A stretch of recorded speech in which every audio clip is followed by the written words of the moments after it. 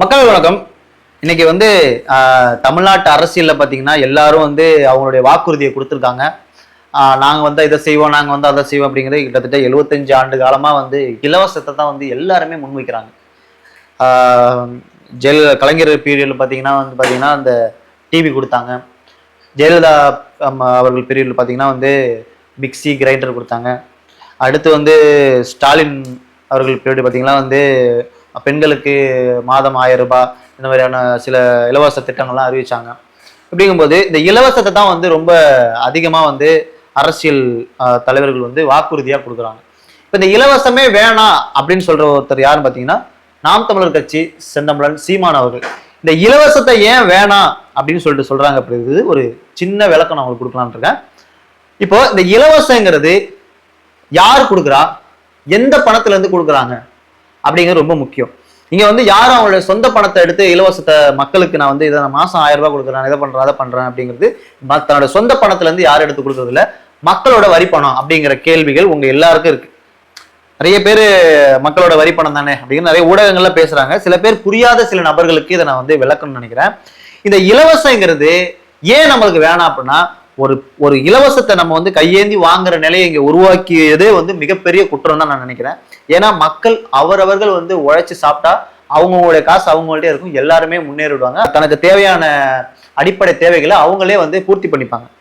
இப்ப இந்த இலவசத்தை கொடுக்கும்போது என்ன ஆகுது பாத்தீங்கன்னா, ஆல்ரெடி 4.5 லட்சம் கோடி கடன் இருந்துச்சு. இதுக்கு முன்னாடி ஆண்ட கட்சிகள் பாத்தீங்கன்னா 4.5 லட்சம் கோடி கடன் வச்சிருந்தாங்க. இப்போ திமுக அரசு வந்த பிறகு பாத்தீங்கன்னா கிட்டத்தட்ட 10 லட்சம் கோடி தாண்டி கடன் வந்துருச்சு.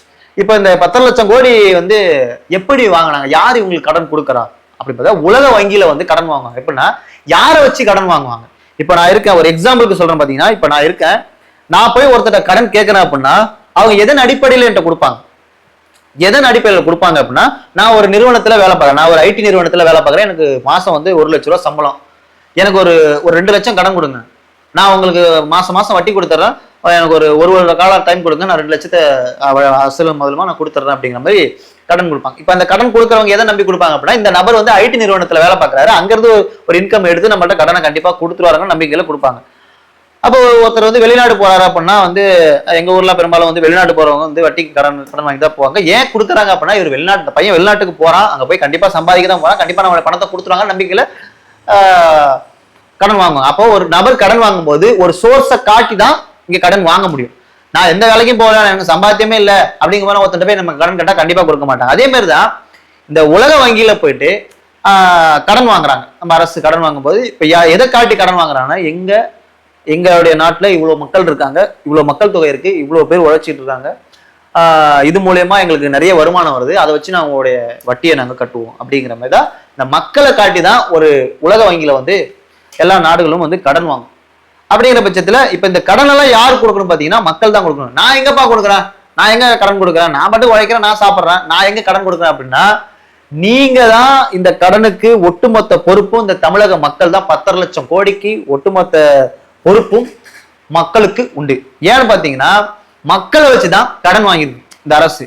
இப்போ எங்க நாட்டுல இவ்வளவு மக்கள் இருக்காங்க, இவ்வளவு பேர் சம்பாதிச்சிருக்காங்க, அது மூலயமா எங்களுக்கு வருமானம் வருது, அதை வச்சு நாங்க உங்களை கடன் ஆயிட்டோம்னு சொல்லிட்டு இப்படி கடன் வாங்குது. இப்ப இந்த இலவசங்கிறது எங்க இருந்து வருது, அங்க இருந்து இந்த கடன் வாங்கி அதுல இருந்து பணத்தை எடுத்து இலவசமா உங்களுக்கு கொடுக்குறாங்க. இந்த இலவசமா கொடுத்துட்டு திரும்ப என்ன பண்றாங்க அப்படின்னா, நம்ம வாங்குற இந்த பால், அரிசி, பருப்பு இப்படி எல்லாத்துலயும் 1 ரூபாய் ஏத்துனாலும், ஒரு நாளைக்கு நம்ம ஒரு அரிசி வாங்குறோம், அதுல ஒரு ரூபாய், ஒரு பால் வாங்குறோம், அதுல ஒரு ரூபாய், ஒரு சோப்பு வாங்குறோம், அதுல ஒரு ரூபாய் அப்படிங்கிற ஒரு அதாவது இந்த சோப்பு, அரிசி இதெல்லாம் பாத்தீங்கன்னா ரொம்ப சின்ன சின்ன அளவுல விலையை ஏத்துவாங்க. இப்ப நம்ம வாங்குற பெரிய பெரிய பொருளா இருக்குல்ல பாத்தீங்களா, இந்த மாதிரியான ஐபேடு, வாட்ச், இந்த மாதிரியான பொருள் பாத்தீங்கன்னா அதுல ரேட்டு ரொம்பவே கூட வச்சுருவாங்க, அதுல விலையை ரொம்ப அதிகமாவே ஏத்துவாங்க. அப்படி ஒரு பொருள்ல இருந்து நம்மளோட வாங்கக்கூடிய பொருள்ல இருந்து இவங்க விலைவாசியை ஏத்தி மக்களிடையே ஜிஎஸ்டிங்கிற பேர்ல பணத்தை வாங்கி இங்க அதுக்கான வட்டியை கட்டிட்டு இருக்கு எல்லா அரசுமே. சரி, இப்போ இந்த இலவசத்தை ஏன் வேணாங்கிறோம்னா, இலவசத்தை கொடுத்து தான் நம்ம மக்கள் உழைக்கிறதுக்கு ரொம்ப உழைப்பை விட்டு எல்லாருமே வெளியேறிட்டாங்க. இந்த இலவசத்தை கொடுத்து உழைப்பை விட்டு எல்லாரும் வெளியேறிட்டாங்க. இந்த இலவசத்தை கொடுக்கும்போது என்ன ஆகுனா, நாட்டோடைய சுமைகள் அதிகமாகும். நாட்டோட சுமைகள் அதிகமான என்ன ஆகுனா, இங்க அதை ஈட்டுறதுக்கு நம்ம பயன்படுத்துற எல்லா பொருள் மேலேயும் விலைவாசியை ஏற்றணும். விலைவாசி ஏற்றினா தான் அதை ஈடுகட்ட முடியும். அப்படிங்கும்போது இப்போ ஒரு விஷயம் வந்து தமிழ்நாட்டில் மதுங்கிறது ரொம்ப அதிகமாக இருக்கு. மாதம் 1000 ரூபா குடும்ப தலைவிக்கு கொடுத்துட்டு மாசம் 9000 ரூபா ஒரு குடும்ப தலைவன்ட்டு வந்து எடுக்கிறது எந்த விதத்துல நியாயம்? ஒரு மனுஷன் வந்து மதியானம் ஒரு குவார்டர், நைட்டு ஒரு குவார்டர், ஒரு நாளைக்கு ஒரு சாப்பிட்டாதான் ஒரு மனுஷனுக்கு தூக்கமே வருங்கிற சூழலை இங்க உருவாயிடுச்சு. ஒயின் ஷாப்ல பாத்தீங்கன்னா அவ்வளவு கூட்டம். இப்ப நான் என்ன கேட்கிறேன்னா, மாதம் 1000 ரூபா ஒரு குடும்ப தலைவருக்கு கொடுக்குறாங்க. ஒரு நாளைக்கு ஒரு குடும்ப தலைவன் அவனோட சம்பாதியத்திலிருந்து 300 ரூபாய் ஒயின் ஷாப்ல கொடுக்குறான். ஒரு நாளைக்கு 300 ரூபாய்னா மாசம் 9000 ரூபாய். அப்போ இந்த பக்கம் ஒரு 1000 ரூபாய் கொடுக்குறேன்னு கொடுத்துட்டு இந்த பக்கம் ஒரு 9000 ரூபாய் வாங்கி உள்ள போடுறது எந்த விதத்துல நியாயம்? அப்போ அந்த குடும்பம் எப்படி வளரும்? அந்த குடும்பம் எப்படி வளர்ச்சி பாதையை நோக்கி போவோம்? அவங்களோட பொருளாதார அடிப்படை தேவைகளை அவங்க எப்படி பூர்த்தி பண்ண முடியும்? மாசம் ஒரு ஆளு 9000 ரூபாய் குடிக்கிறான். ஒரு சாதாரண ஒரு ஒரு கூலி தொழிலாளி ஒரு 15000 சம்பளம் வாங்கினான். அவன் ஒரு நாளைக்கு 600 ரூபாய், ஒரு கொத்தனார் வேலைக்கு, ஒரு சித்தாள் வேலைக்கு, ஒரு தூய்மை பணியாளரோ ஏதோ வேணா இருக்கட்டும், ஏதோ ஒரு வேலைக்கு போறோம்னா ஒரு நாளைக்கு 600 ரூபாய் சம்பளம் கொடுக்குறாங்க. அந்த 600 ரூபாய் சம்பளத்துல 300 ரூபாய் ஒருத்தன் வந்து ஒயின் ஷாப்ல கொடுத்தா மீதி 300 ரூபாய் தான் வீட்டுக்கு எடுத்துக்கிறான். ஒரு நாளைக்கு அவனோட பாதி வருமானத்தை ஒயின் ஷாப்லயே விட்டுறான். அப்படிங்கும்போது அவனோட தேவைகளை எப்படி அவனால பூர்த்தி பண்ணிக்க முடியும்? அந்த குடும்பம் எப்படி வளரும்? இதுதான் எங்களுடைய கேள்வி. அப்போ ஒயின் ஷாப்பை முற்றிலுமா நிறுத்தணும். மதுவை முற்றிலுமா ஒழிச்சா அவனுடைய காசு அவன்கிட்ட இருக்கும், அவன் அந்த காசை வச்சு வாழ்ந்துப்பான். இலவசத்தை ஒழிச்சுட்டா மக்களோட கடன் சுமைகள் குறையும், பொருளோட விலையும் ஏறாம இருக்கும். கம்மியான விலையில கொடுத்து அவன் சம்பாதிக்கிற அவனோட சம்பாதிக்கிற வருமானம் அவனோட பொருளை வாங்கி சாப்பிட்ற அளவுக்கு போதுமான அளவு இருக்கும். அப்பப்போ அதனாலதான் வந்து இலவசத்தை நாங்க வந்து நிறுத்தி சொல்றோம். இந்த ஒயின் ஷாப்ல வந்து 50,000 கோடி வருமானம், 60,000 கோடி வருமானம், 70,000 கோடி வருமானம் வருது அப்படின்னா அதனால இதை நாங்க நிறுத்த முடியாது. எல்லா அரசுமே சொல்லுது, எல்லா அரசியல் கட்சி தலைவர்களும் சொல்றாங்க இதுல இருந்து இத்தனை கோடி ரூபாய் வருமானம் வருதுங்க. ஏன் மக்களே நிறைய பேர் சொல்றாங்க அது எப்படிங்க ஒயின் ஷாப்ல வந்து 60,000 கோடி வருமானம் வருதுங்க, 70,000 கோடி வருமானம் ஒரு சோர்ஸ் எப்படிங்க நீங்க வந்து நிறுத்த சொல்றீங்கன்னு சொல்லிட்டு நிறைய மக்களே கேள்வி எழுப்புறாங்க. நான் கேட்கிறேன், இந்த 50,000 கோடி 60,000 கோடி எங்க இருந்து வருது? யாருக்கிட்ட இருந்து வருது? இதான் என்னோட கேள்வி. இப்போ இந்த 50,000 கோடி ஒரு பொருளை நீங்க வந்து உற்பத்தி பண்ணி வெளிநாடுக்கு ஏற்றுமதி பண்ணி அங்க இருந்து டாலர்ஸை உள்ள கொண்டு வந்தீங்களா? அப்போ இந்த பணம் வந்து எங்க இருந்து வந்தது? 50,000 கோடி எங்க இருந்து வந்தது? நம்ம மக்கள்கிட்ட இருந்து ஒரு மது உற்பத்தி பண்ணி அந்த மக்கள்கிட்ட வித்து அவங்கள்ட்ட இருந்து வர்ற வருமானம் ஒரு நாட்டுக்கான வருமானங்கிறத நம்ம எப்படி ஏத்துக்கிறது?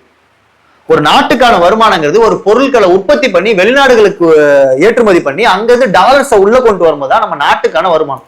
ஃபார் எக்ஸாம்பிளுக்கு ஒரு சின்னதா ஒரு எக்ஸாம்பிள் சொல்றேன். பாத்தீங்கன்னா இப்போ ஒரு குடும்பம் இருக்கு, ஒரு அப்பா ஒரு மகன் ஒரு குடும்பம். இப்போ அப்பா வந்து கடை வச்சிருக்காரு, ஒரு மளிகை கடை வச்சிருக்காரு. தான் புள்ள வந்து சமைக்கிறதுக்கு தேவையான பொருளை போயிட்டு அப்பா கிட்ட போய் சமைக்கிறதுக்கு தேவையான பொருளை வந்து அவங்க அப்பா கிட்ட காசு கொடுத்து வாங்குது. அப்படிங்கும்போது இது எப்படி வருமானமாகும்? ஒரே குடும்பத்தில் உள்ள காசு ஒரே குடும்பத்துக்கு போகுது. இது எப்படி வருமானமாகும்? மற்ற குடும்பங்கள், அதாவது அருகில் வசிக்கக்கூடிய அந்த கிராமப்புறங்கள் வசிக்கக்கூடிய மக்கள்கள் வந்து இந்த கடையில பொருள் வாங்கினாதான் இந்த கடைக்கு வருமானம். தன்னோட வீட்லயே வியாபாரம் பண்ணிக்கிட்டா எப்படி அது வருமானம் ஆகும்? தன்னோட அப்பனோட பிள்ளையோட காசு அப்பா கிட்ட போகுது, அப்பாவோட காசு பிள்ளைகிட்ட வருது. இது எப்படி வருமானம் ஆகும்? அதே மாதிரிதான் தமிழ்நாட்டில் அந்த மதுங்கிறது நாமளே உற்பத்தி பண்ணி நாமளே அதை மக்கள்கிட்ட கொடுத்து அதை ஒரு வருமானமா ஈட்டிட்டு இருக்கோம். 50,000 கோடி வருமானம் வருது, 60,000 கோடி வருமானம் பெருமையா பேசிட்டு இருக்கோம். அப்போ வருமானங்கிறது எது? நாம ஒரு பொருளை உற்பத்தி பண்ணி வெளிநாடுகளுக்கு ஏற்றுமதி பண்ணி அங்கிருந்து டாலர்ஸை உள்ள கொண்டு வந்தா அதுக்கு பேரு வருமானம். ஒரு நாடு எதுல வளர்ச்சி அடையுதுன்னு பாத்தீங்கன்னா மேனுஃபேக்சர், அதாவது உற்பத்தியில தான் ஒரு நாடு வளர்ச்சி அடையுது. சைனா, ஜப்பான், அமெரிக்கா வந்து ஜப்பான் மேல குண்டு போட்டு ஒரு புல்லு பூண்டு கூட முளைக்காதுங்கிற அந்த ஒரு நாட்டை வந்து இந்த அளவுக்கு வளர்ந்து வர்றது பெரிய ஒரு அதிசயம். அது எப்படின்னா உற்பத்தி, அங்க உற்பத்தி இருந்தது. அவன் பொருள் புதுசா பொருள்களை வந்து மேனுஃபேக்சர் பண்ணா, பல நாடுகளுக்கு சப்ளை பண்ணா, பல டாலர்ஸை உள்ள கொண்டு வந்தான்.